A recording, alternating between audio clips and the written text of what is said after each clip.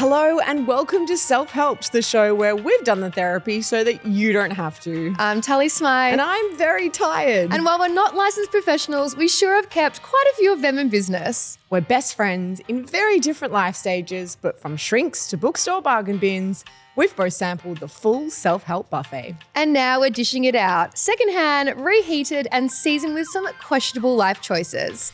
This is Self-Helped. So on today's show, I'm bringing one of my most tired topics to the table. No pun intended. We're talking about sleep. In a bid to answer the question, is anyone actually sleeping? No. We look at the... They're not. We look at the concept of sleep hygiene as well as our own filthy sleep habits. And then we'll try out the concept of Frog Day. Stay put because she's going to be a wild one. Well.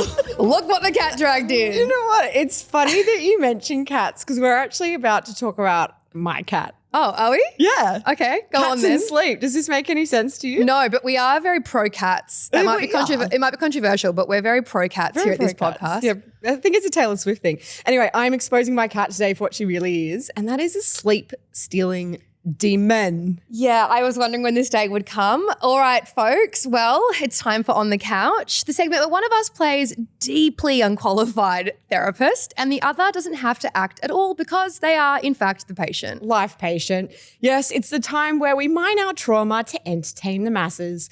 Shall we get stuck in before I just fall asleep? Yeah, I think that's a good idea. Let's do it. Therapy is now in session. So, Mags, you told me to bring an eye mask today. A prop. I don't think there's a way where we can look cute wearing these, but we've committed to the bit as usual. What are we talking about today? Today we talk about one of the topics, and I can't say I love this topic, but I talk about it all the time, and that is sleep. I would like to say it's a single mum thing, but I am also talking about sleep more and more. So I get it. Fully here for it. I truly can't remember the last solid sleep I had. The last three nights alone, I tossed and turned and woke up. I think I sleep with my shoulders up by my ears. Yeah, like I feel really stiff today. And I mean, I'd like to say this is a once-off, but honestly, sleep has been something I've been talking about for like well over a decade. This is not just a kid thing. Before you had Minty. This is like an insomnia thing. And now I've got other things in the mix. Like I have this cat, as I've just mentioned. We all love Moggy. Moggy doesn't love me. She has been waking me up for maybe the last 14 months at about 3:30 a.m. So my day starts at 3:30 a.m. Cat wakes up, meow, meow, meow. My child then wakes up at about 5:30. By this stage, I'm like, I'm up for the day. This is it.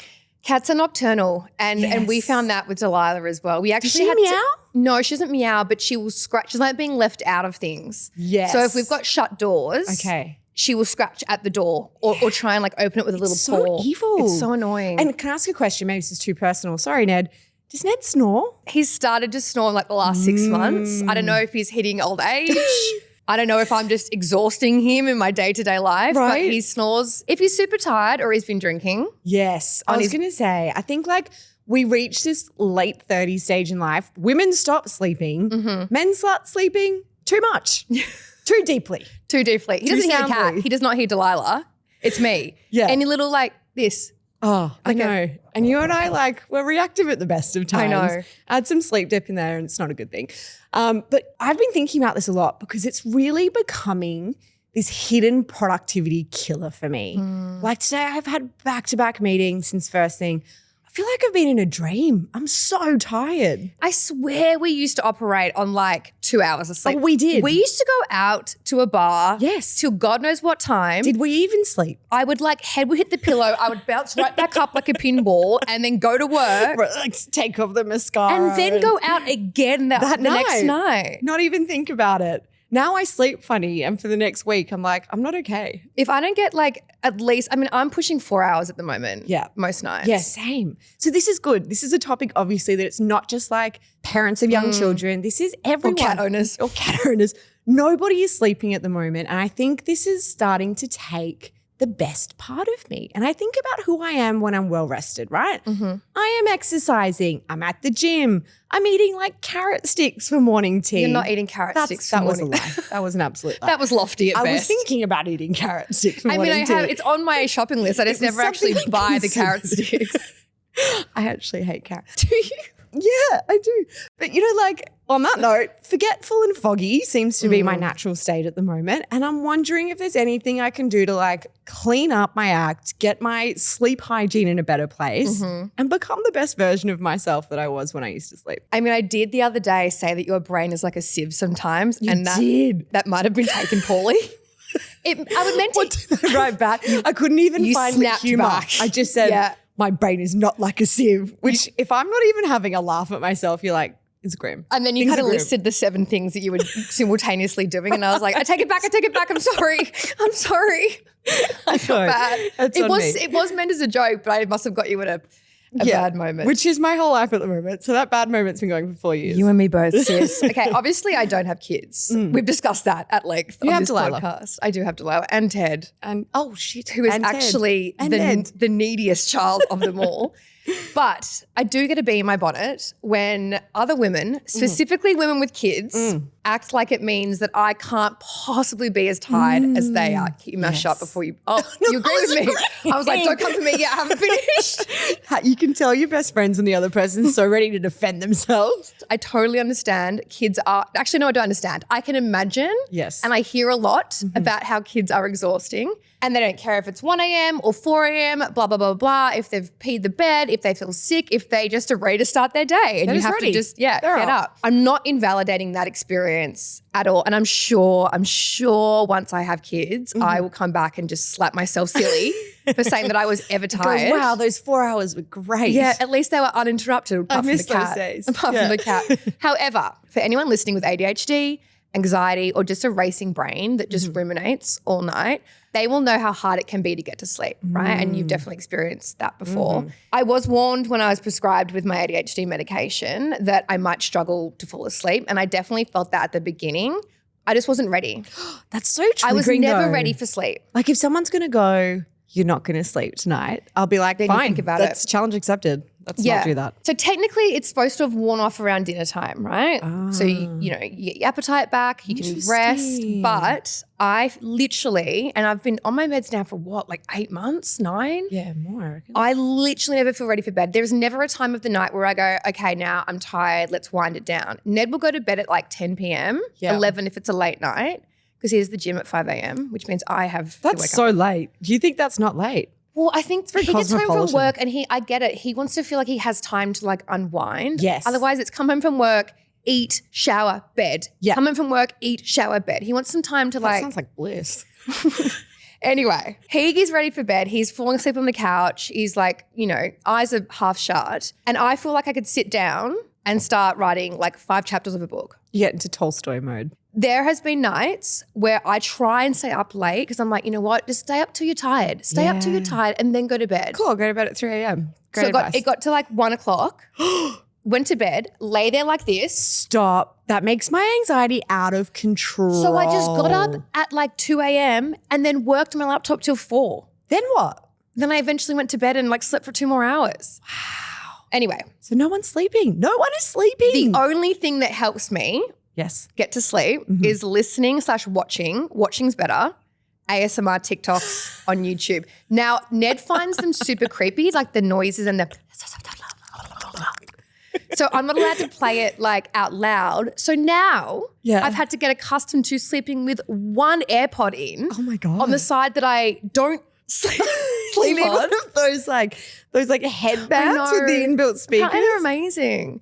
But I now sleep. Could be a relationship killer, unsure. And then I have a headphone in. I eventually fall asleep while like someone's pretending to be my doctor and giving me an eye exam and telling me just to sit there, sit still. And then I wake up in the morning and I have an AirPod wedged between my ass cheeks. I'm not being dramatic. I would wake up and it would be like under the flap of my boob. Right. Or like under my armpit. It's so weird, isn't it? Princess in the pea, but it's princess in the AirPod. Precisely. Anyway, enough about me. This is your episode. You're on the couch. I don't know. I mean, like, I'm ready to talk about it. Anything else? I'm sure things will pop up. Anyway, I know you have suffered with insomnia pretty badly. You've gone through pretty bad bouts over the years, multiple bouts where you've just gone quite literally days without sleeping. Yes. Which is terrifying. It is. Talk me through like an average night's sleep for you. Like what's keeping you up? Apart from the cat. Apart from the cat and the baby and everything else. So there's probably like two streams here, right? So like a normal night where I'm getting a pretty good, not great, but pretty good night's sleep. I also start my night with ASMR videos. It's the best. I am aware that these are creepy. They're not, why? Who says that? Apart from Ned. I've got people like making mouth noises in my ear that I've never met before, like role-playing elves and things. Like, are you on that side of ASMR? We've got to share our links. We've got to share our users. I would say you should look up role-play ASMR, but that can lead you down some pretty weird holes. But there's like, I'm big into ASMR. For some reason, it's kind of like Pavlov's dog now. That is the signal for me to go to sleep. Yeah. So I watch like a few videos like you, 20 minutes, then you start snoozing off and someone's still talking in your ear. Minty and I still co-sleep. She is 4, come for me. So she's usually snoring away. I'll doze off. She snores? She does. Minty snores? She does. Oh, okay. Is she on her back? And I've figured out how, anyone that's listening to this with a toddler, so you just pinch their nose slightly and it'll just stop and she goes, and then she'll stop. I don't know if we can include that. I don't know if that's kosher. We'll play on anyway and decide. 2 seconds. Oh dear, am I inviting the internet to critique my parenting? This is scary. Anyway, so she'll be snoring away. We'll both snooze. Then, as I mentioned, the cat will wake up at 3:30. The baby's up at 5:30. That's when my day starts. Now, on a bad night. So that was a good night? That's a good night. I was going to say, wait, what? That's a good night. That's a good night. That's a good night. Far out. On a bad night with insomnia, I will not sleep. I will lie there and I've done everything. So please don't anyone suggest lavender oil or, you know, phones out of the bedroom. Have all a that warm stuff. bath before bed. I'll fight you. Go turn your phone off at 10 p.m. Go The phone's what's helping me. You The phone's think I haven't tried everything? The phone is the only thing that's helping me right now. Don't take it away from me. My mouth noises ASMR is the only thing I've got. But on an insomnia night, I will lie there literally until the crack of dawn. No. And then maybe get an hour and then my day begins. And the longer the insomnia goes on for, the worse it becomes because you dread nighttime. It's a self-fulfilling prophecy. It's a self-fulfilling You go to bed prophecy. thinking, oh no, I'm really worried I won't be able to sleep. Yeah. And then you're thinking so much about that Yes. that you then don't sleep. Yep. Or you do that thing where you're like, okay, if I go to sleep right now, Yes. I get 4 solid hours. Yes. And then it's okay. No, it's okay. Now if I go it's 3 sleep, hours. Yeah. Okay, it's 2.5 solid hours. I go to will sleep not be right sleeping. It's so bad. It's so bad. You actually feel like you're going crazy. So I think these things all play into each other. And for me, sleep has just become something I'm really just not good at. It's a nice to have. It's a nice to have, not need to have. Oh, okay. I've got my time to talk later, but so far so not good. If you had to choose between keeping your schedule as busy as it is, and I know you thrive in that, and you know you're constantly competing with yourself to see how much you can achieve in a day. We've touched on that before. Carrot sticks. And you're doing 20 times probably the average person, or good sleep. So you've got busy schedule as is, or good sleep. What would you pick? Sleep. No further notes. Okay. Good. That's a nice quick one. Okay. In that case, what's stopping you from picking that? Ooh, see, it's funny. Like this makes me feel a little bit defensive because I kind of be defensive. That is bizarre. Strange. I feel like when people ask me this, it's like if only you did X, then you would sleep, or if only you had a more relaxing job, or less side hustles, or you didn't, have your child as often as you do.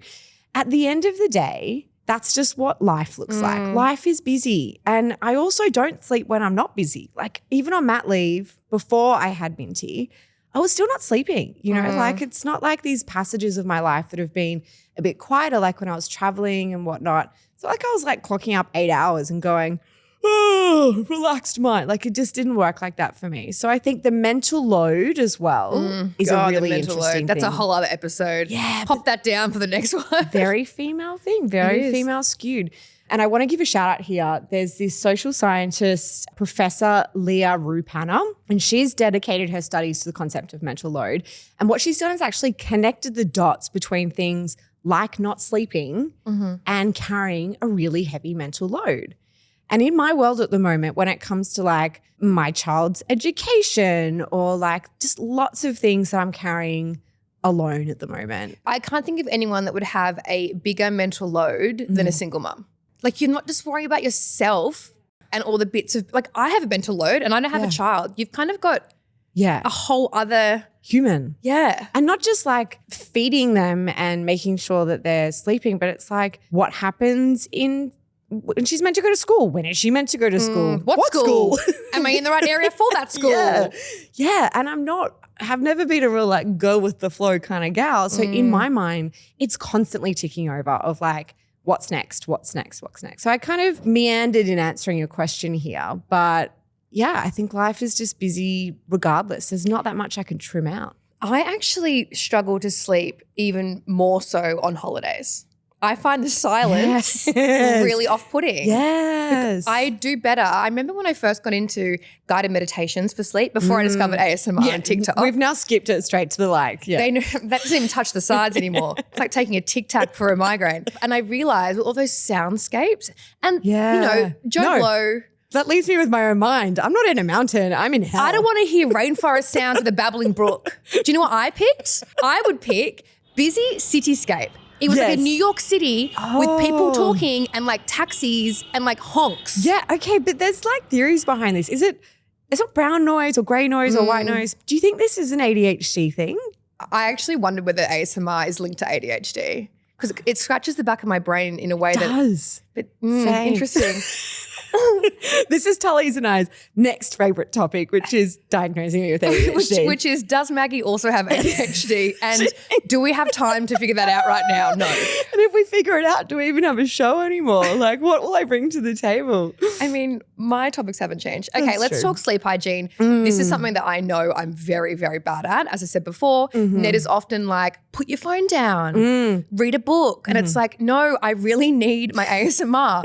No screens before bed, no TV, lavender oil, like pillow spray, warm socks on the feet, warm milk in the mouth, blah, blah, blah, blah, blah, blah, blah. We're talking about me or my child now. Apparently warm milk helps. What have you tried? I have tried everything and I'm like, I have to like hold my hands to stop myself from flipping this table right now. Because when people talk about lavender oil, I'm like,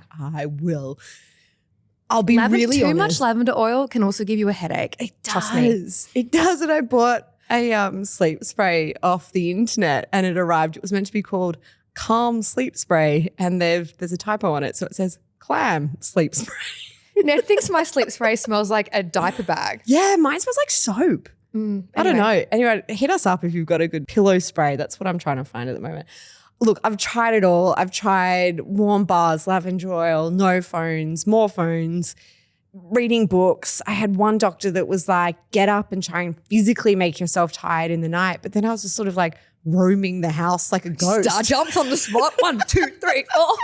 But like there's in a dark house at nighttime, you're just like roaming the hallways. It was like, no, that's not Are you what a ghost? That's what I felt like. Ooh. And I have to say, the only thing that works in really bad times of sleep is medication. Taking some kind of sleeping tablet for like a week and then making sure you don't do it after that because then you would be addicted to that. That's the problem with sleeping medication, right? Is that it's highly addictive. Yep. I have also in the past turned to sleeping tablets because the idea with them, right, is to break the cycle you're in. So yes. if you've been insomnia. It's a reset. If you haven't slept for 4, 6, however many nights and you get one good night's sleep, the idea is kind of like break that. You stop fearing bedtime because you go, I will definitely sleep, but I've become like a horse. You can't even get me down. Take a sleeping tablet. And I remember lying there one night. It was like 3 a.m. I'm like, what has happened to me? I've like become like a horse. I need like a poison dart. Like, I am the same. The last long haul flight I took, I was like that scene from Bridesmaids where totally. where she's like, I'm ready to party. Like I was like heavily medicated, but still not asleep. But still standing. And still trying to like. You're just like watching a big horse sway to and fro and you're like Frankenstein. Somebody catch her before she goes down. Look, it might just be the age we're in. We might just be getting old and we now need more and more sleep. But I seriously feel like nobody is sleeping. Nobody I speak to is sleeping. Even Ned, who goes to bed at a reasonable hour and passes the F out, he's still waking up every single morning saying, oh, I'm so tired. Yes. I'm like, really? Yes. Tell you who's tired? Me. Yeah. Tell you why? You're snoring last night. And then you say that and then you say to me, oh, I'm so tired. I'm like, hey, you know who's tired? Me. It's just a domino effect. It just keeps going. Kids or no kids, we all seem to be running on the smell of an oily rag. What gives? What the hell's going on? Like what? I like answering these questions like I have any fucking idea. But I think that what's happening is our brains are so full. So we've got normal midlife stresses coming up, money, jobs, whatever. On top of that, we're in front of our screens. I think I looked it up and it was like 7 hours a day. You don't want to look at mine. And that is just You do not want to look at my screen time. super information highway of just like facts and things and people and buy this mirror. And I think our brains are just like fried. I think they're fried. And I think you get to the end of the day and rather than winding down and whatever, it's probably taking us like 5 hours just to get our brain to a quiet enough point that we can even try and sleep, I'm not hearing much hope in any of that for any of us. Grim. So grim. Earlier you called your insomnia real life torture and I've heard you use that exact phrase many, many times. Like I can't count the number of times you've gone through some pretty serious insomnia periods. Are you being dramatic? And I know that that's a far stretch for both of us. No. Are you being dramatic or are we letting that one fly? Is it real? Is it really real life torture? It is really real life torture. There's this quote, right? And I wrote it down because I love it so much. The night is the hardest time to be alive and 4 a.m. knows all my secrets. And it just it summarizes it so well. I remember taking this, it was like my dream job in Sydney, all right? I was so excited. And the night before I was meant to start, I lay awake until 5 a.m. I had 2 sleeping tablets and I still and I had to get up and do this full day of work at a new job. Can you imagine? Then, wait for it, then I had to get on a plane, come back to Melbourne, pick up my daughter from daycare, go home. So she was like 1 or something at the time. It was honestly torture. I felt like my brain was on fire. So I think, we all need to be kinder to ourselves and realize that sleep is really important. And the reason we talk about it so much is it's really important to your life kind of functioning. Is it Maslow's hierarchy? Yes. That you learn about in like PDHPE? Water, food. Isn't rest like top of the hierarchy? Probably. I think it's like shelter. Sleep. I think rest is we learned that literally in primary school, how important. Did you? You went to a fancy primary school. Well, it depends what year you're talking about. But we learn it at such a young age, how imperative it is. Yes. And we all kind of know this, but it's like, yeah, I hear that. I get you. Yeah. How do I do it? Really trying. How do I do it? I think it's one of those bodily things that you can't force. Yeah. Okay. So obviously some things are out of our control, but some things are also in our control. Is there anything that you could change, you think, that might help you sleep better? I feel like if there was, you would have already done it. But for the people listening who are struggling with sleep. Maybe I need to focus less on the physical side and more on the mental side. Like you said something the other week about writing down before you go to bed all of the stuff you need to do. And I've started doing that. It's actually really helped. The list is long and the list is divided through many different contexts, life, baby, work. But it's really helped kind of just emptying my brain a little bit. And I think maybe focusing less on what physically do I need to do to go to sleep? Because I exercise daily, I do all the things. I'm not eating sugar you eat before really bed. well as well. Yeah. You're not like me having half a bowl of ice cream with ice magic before bed. I thought we were going to go into the Coca-Cola addiction, but that's fine. So I don't know. I really don't know. Mental unloading.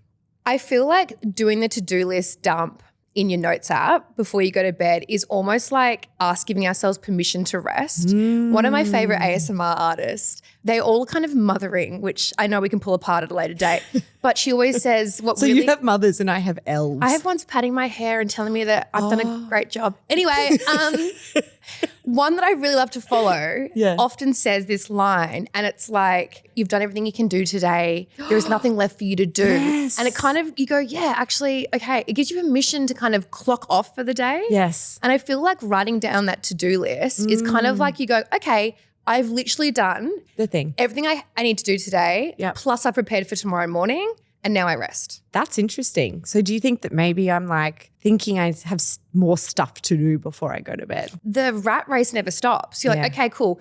It's 11 p.m. The day's over, but now what do I have to do tomorrow? What do I have to stress about tomorrow? What does Minty have to wear or take to kindy tomorrow? Yes. So I feel like writing that list, it's your way of going, all right, and that's me done for the day. Okay, to-do list dump. A dump before bed. You heard it here first. Okay, Mags, you ready for some therapy notes? Hit me. Before we get into this, I actually have a bit of a surprise for you. Oh my God, is it a sleeping tablet? I wish. But then this podcast episode would be really boring. Just wait right there. I'm so glad I was here first today because I got to hide it. Oh my God. Don't get too excited. For everyone listening, I hate surprises. So this is, oh God. Oh, I know what it is. Early. Stop it. So if you're a long-time listener of the show, you would This know. is so You would know exciting. that Maggie has a weird thing for dressing gowns, particularly ugly dressing gowns, ugly cheap dressing gowns Yeah. from the likes of Kmart. No judgment, we love Kmart here. We do. And I'm like, please, for the love of God, let me upgrade your dressing gowns. My goodness. And the lovely, not sponsored, not paid, but gifted, the lovely people at Sage and Claire Oh, fancy. have gifted you a new robe. Stop. And I thought, what better time to give it to you than during a sleep episode? An episode dedicated to sleep. So this is for you. Oh my I'll goodness. just chuck it at you. Ready?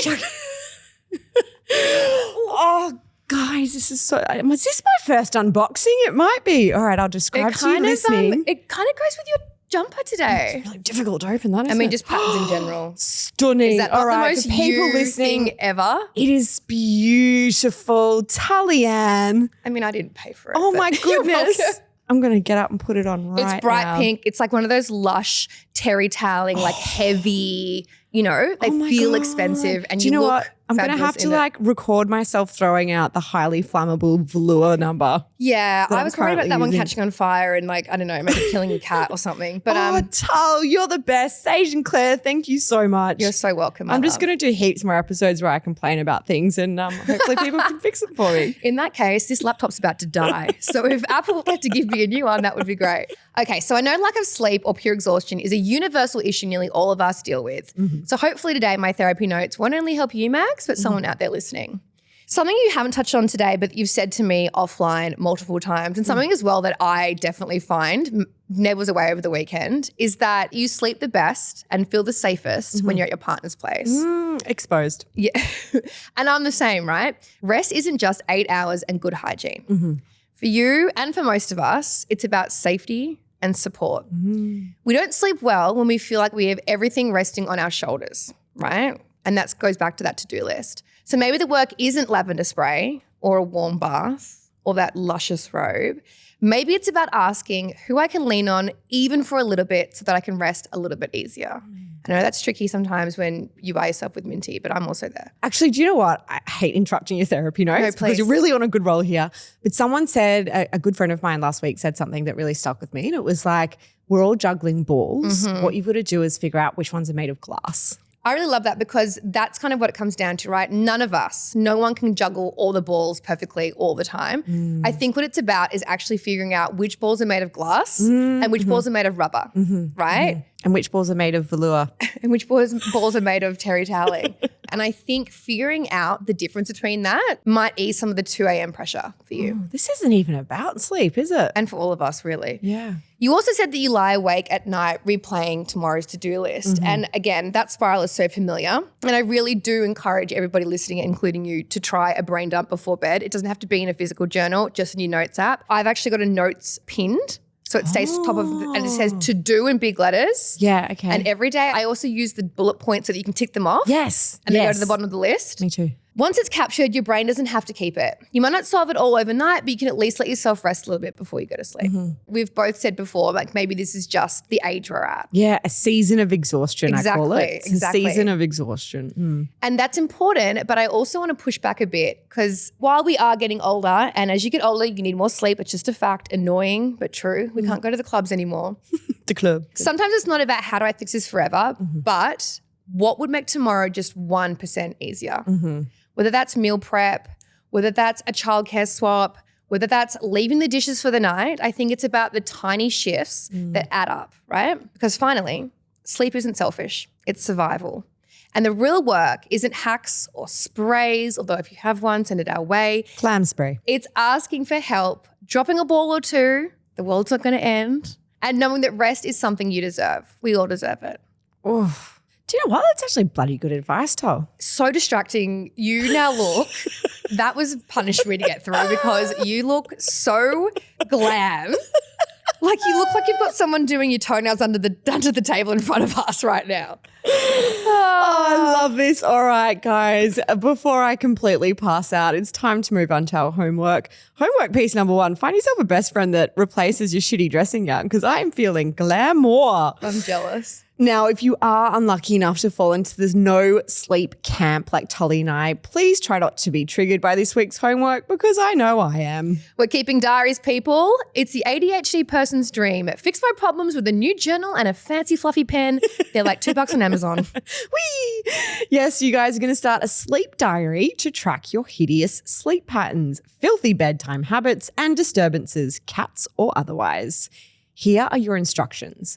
For 1 week, you're going to write down bedtime, wake time, time it took to fall asleep, number of awakenings and their duration, energy levels during the day, and any naps, caffeine, alcohol, or screen time.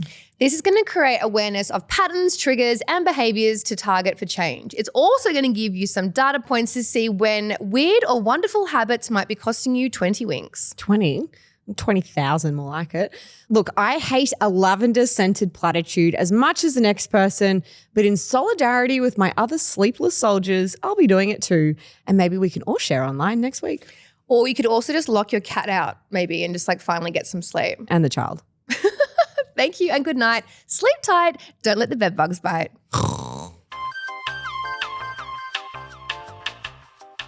Okay, guys, it's a new segment today and I'm tentatively calling it Internet Genius of the Week. Well, it sure as heck ain't either of us then, Mags. Sadly, no. And as much as it pains me, this week's Internet Genius of the Week is a bloke. Wow. Really? You sure about that? Did not see that one coming. Can anyone take me seriously while I'm sitting here in a dressing gown? Anyway, this guy's TikTok handle is at non-practicing genius. And he put up this post. So humble. So deprecating. So self-deprecating. No, I really quite like him actually. But he put up this post about the 5 types of most productive days of the week. So he's basically invented these types of days that make you a better human. Okay. I'm listening. Sense. Okay, so I'm flying dangerously close to the sun here following our self-improvement episode and not giving yourself more homework. But there was one day that really got me thinking, and it was this concept of the frog day. Okay, so apparently frog day is described as the following. Everyone has that one task that they've been putting off. I have multiple tasks. Yeah. Well, this is the day that you finally eat the frog. Really? We're eating the frog? Sure. The rest of the week is apparently supposed to be a breeze. Okay, so for people like Tully that have never heard this expression, eating the frog means you do the hardest, most important, or most unpleasant task first thing in the day. And the phrase comes from a quote that's often but incorrectly— I was going to say, please explain the frog reference here because you're losing me. So it's often attributed to Mark Twain, but it's like, if it's your job to eat a frog, it's best to do it first thing in the morning. And if it's your job to eat 2 frogs, eat the biggest one first. I don't know if this is making any sense, but it's basically taking your most dreaded tasks and just knocking them out in one day. I feel like had we opened with that quote, this whole segment would have made more sense for me and probably for everyone listening. I know, I can't get out of clickbait mode, can I? I was like, Frog day. Red frogs, chocolate frogs. What kind of frogs are we talking here? Okay, Mags, what does your frog day look like? Like, what are the things I hate doing? Like, what are you putting off right now for this week?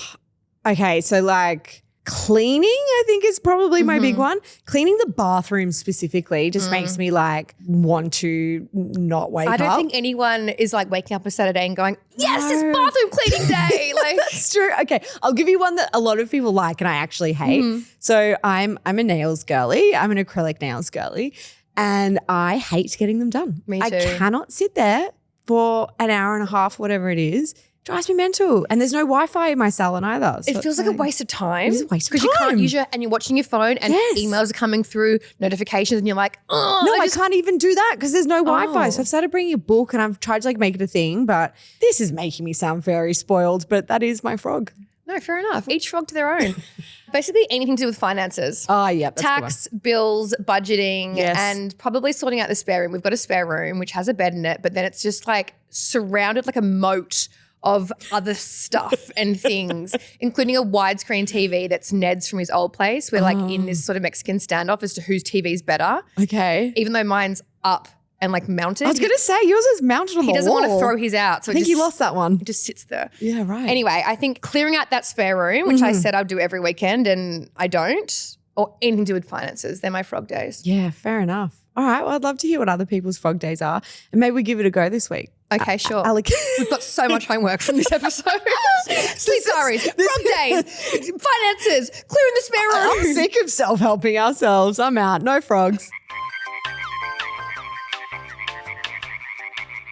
You know how the other week we said you can always tell when it's either your turn or my turn to pick this segment? Yes. This is very much you. This is you it? coded. But I felt I had to give it to you because you've given me the baby names and all the other things. Is there even a point of two best friends making a podcast together if you cannot, at least once, dig around for some deeply, deeply embarrassing dirt? Tully and I have been friends for 17 years, and that's more than one stack down the stairs between us. So today we're going to have a gentle roast where one of us gets to the stage to try and outshame the other. This is going to go so poorly. This is I'm going to make a recommendation. We have to keep it short and we have to keep it sweet. Okay. Short and sweet. roast. Short but vicious. Will we survive this? I don't know. I did just give her a robe, so I might be yanking it back I off feel her. bad. Okay, I'm up first. Well, Maggie, like with most of our embarrassing stories, this comes from a time when we were both single. As I've spoken about before, we're doing our recon missions. We'd go out to clubs and bars. This particular night, we were at a bar called Bond Street that I used to work at. Oh, no. I know. Yeah. I mean, there are actually so many. This could go anyway. There are so many stories from that place. But basically, I was getting paid to rock up with some hot friends into Maggie, and we'd get free drinks all night, and it was a whole thing. Anyway, for one, Maggie's rocked up in like a Disney princess-inspired ball gown, and I'm talking about Cinderella specifically because it was like a off-the-shoulder A-line dress with a floral pattern in like pastel blue, and of course, which was like very in at the time, she had a choker, like a black choker. It was like a velvet choker. So she had a baby blue dress, like with a black choker. She looked like Cinderella. And my hair was like up, even in like a Cinderella. Like a French twist. What the fuck was I doing? And we're at like an R&B club. Anyway, that's not the embarrassing part. The embarrassing part is worse. If you've ever been to Bond Bar in Melbourne, you know that there's a couple of different rooms. Like there's like an R&B room and like the main dance floor. I had lost Maggie for hours. Was going from room to room to room, even in the smokers, trying to find her, couldn't find her anywhere. Then she appears. It was actually so strange. And it might not translate, but keep in mind she's wearing the Cinderella cosplay. And she appears holding this guy's hand, but like leading him through the crowd, holding his hand. Like, oh, God, it's like I'd found a stray dog. It was like you were part of like a church group, Christian group, and you'd like met your soulmate. Turns out this guy was on a reality TV show. Was he? Yes, of course you remember this. Oh, this guy was on a reality TV show. He's one of the bachelors. Was he? Not The Bachelor. He was on like The Bachelorette. He was like one of the. God, that makes it so much worse. And you just like brought him to me like a cat bringing a dead bird and like presented him as your chosen person for the night. It was the most bizarre thing. And I was like, he was not cute. No. And I was like, because you were holding looks his like Postman Pat. I think his name, yeah, he did look like Postman Pat. He did look like Postman Pat. No names. But because you had him by the hand so close, I couldn't be like, what the fuck are you doing? Who is this? Who is this middle-aged weird man? guy? Like, fuck him off. I'm not giving my free drink card.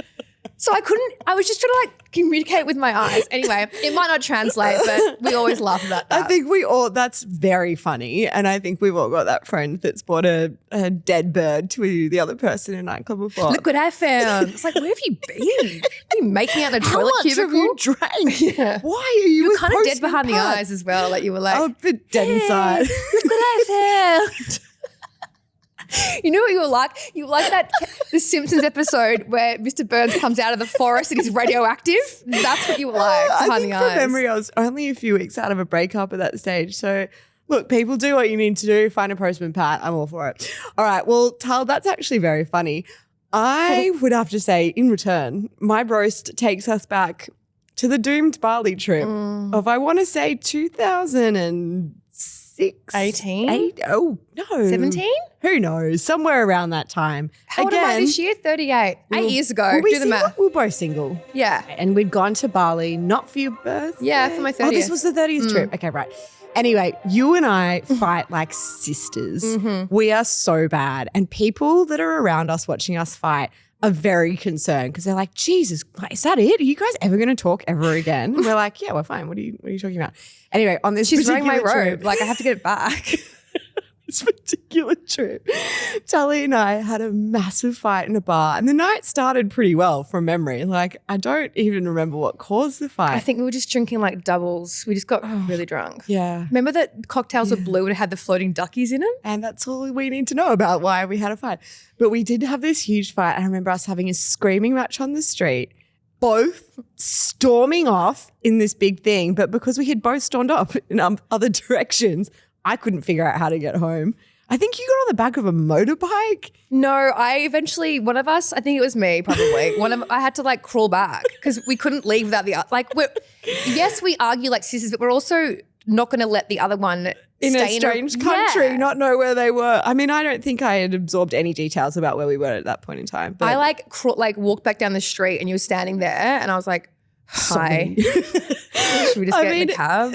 Yeah, very funny. I look back and think we'd probably still have that fight. I was going to say, and nothing's we have not changed and we grown up haven't at all. grown or evolved in the slightest. All right, babes, we'd love to keep chatting, but sadly our time is up for today. Will that be cash card or dressing gown? Lucky for you guys, Self-Help is all about the free advice from two women who've spent a lot of money on theirs and also the bright blue cocktails at that beautiful Bali bar. Every week we'll be inviting you to pull up a chair and let us spill the tea on what we've learned, not just from therapy, but from the roller coaster of life. The wins, the mess, and the surprisingly sound advice we've gotten from strange tourists on the streets in Kuta. We're here for each other and hopefully for you too. If you like what you've heard, hit subscribe, leave us a glowing review, and follow us on Instagram at selfhelpedpod. Validation is our love language. We'll be back in your ears every Thursday wherever you listen to your podcasts. Thank you for tuning into Self-Helped. We'll see you at your next appointment. Please don't be late. We'd like to acknowledge the Wurundjeri people, the traditional owners of the land on which we've recorded today's episode, and pay our respects to elders past, present, and emerging. Always was, always will be.